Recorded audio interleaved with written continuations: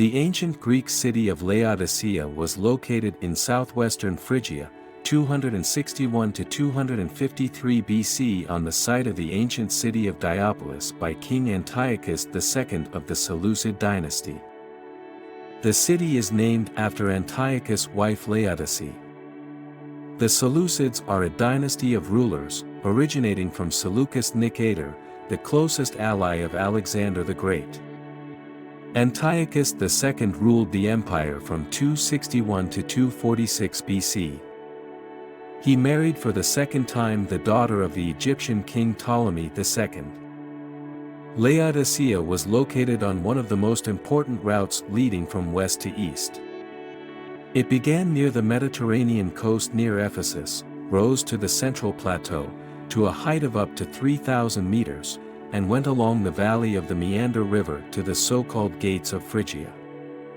The road ran through Laodicea. It entered the city through the Ephesian Gate and exited at the Syrian Gate. Another road passed through Laodicea, from Pergamum to Pisidia and Pamphylia. This made Laodicea a major trading and strategic center of the ancient world. Laodicea was one of the main Christian cities of its time. It is known from the epistle of the Apostle Paul to the Colossians that Epaphras, a disciple of the Apostle Paul, lived in those places. In the era of the spread of Christianity, there was a large church here.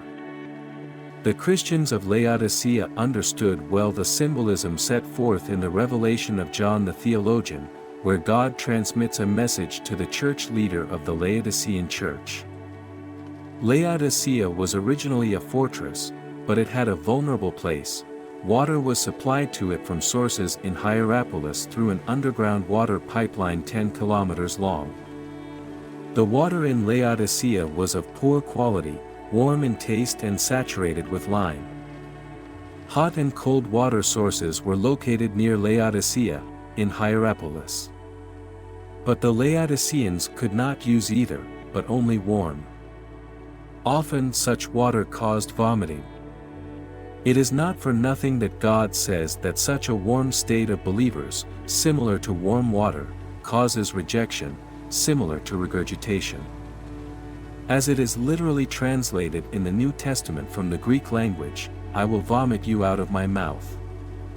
Christ advises to buy gold from him, which symbolizes the spiritual, and to enrich oneself spiritually, and not to rely on earthly wealth.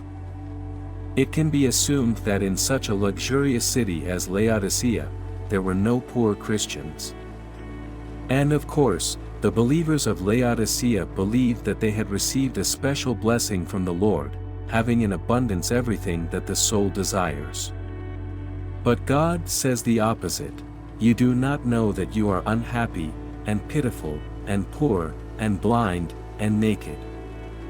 Unable to see their spiritual state, God offers the Laodiceans to purchase clean white clothes and anoint their eyes with healing ointment.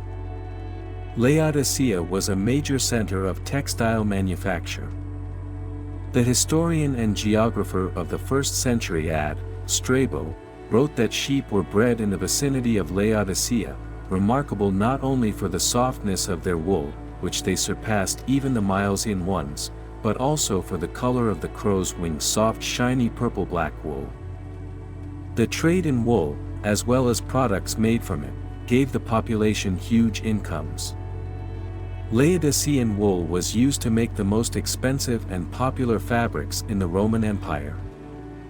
This black wool was used to make carpets and a special kind of black tunic called trimida, which was so associated with the city that Laodicea was sometimes even called Trimiteria.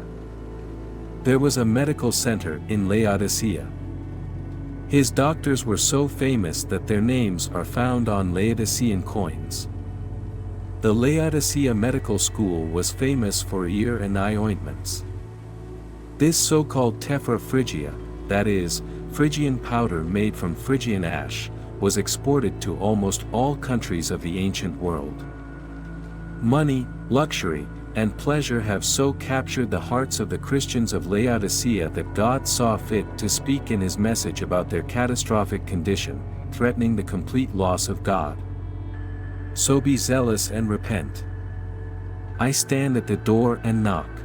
If anyone hears my voice and opens the door, I will come in to him and eat with him, and he with me.